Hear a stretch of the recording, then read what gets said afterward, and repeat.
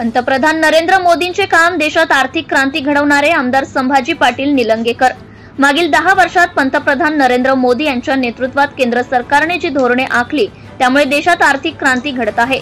देशांतर्गत विकासाला चालना मिळतानाच आंतरराष्ट्रीय पातळीवर भारतीय अर्थव्यवस्था वेगाने घोडदौड करत आहे, असे प्रतिपादन लातूर लोकसभा संयोजक माजी मंत्री आमदार संभाजी पाटील निलंगेकर यांनी केले। लातूर लोकसभा मतदारसंघातील भाजपा महायुतीचे उमेदवार खासदार सुधाकर शृंगारे यांच्या प्रचारार्थ देवणी तालुक्यातील धनेगाव येथे प्रचार सभा संपन्न झाली। यावेळी उपस्थित नागरिक बंधू भगिनींशी आमदार संभाजी पाटील निलंगेकर यांनी संवाद साधलाय।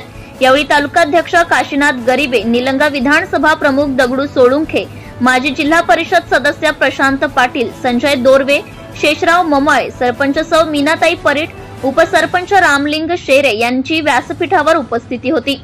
यावेळी मार्गदर्शन करताना आमदार निलंगेकर म्हणाले की ही निवडणूक देशहिताची व स्वाभिमानाची आहे।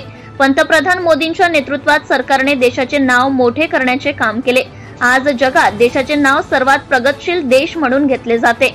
राष्ट्रहिताबरोबरच जनतेला आत्मनिर्भर करण्याचे काम मोदी सरकारने केले आहे। मोदीजींनी केलेल्या कामाचा सर्व लेखाजोखा मतदारांपुढे आहे। गेल्या 65 वर्षांच्या काँग्रेसच्या काळापेक्षा अधिक गतीने विकास कामे भाजपाच्या सरकारने केली आहेत।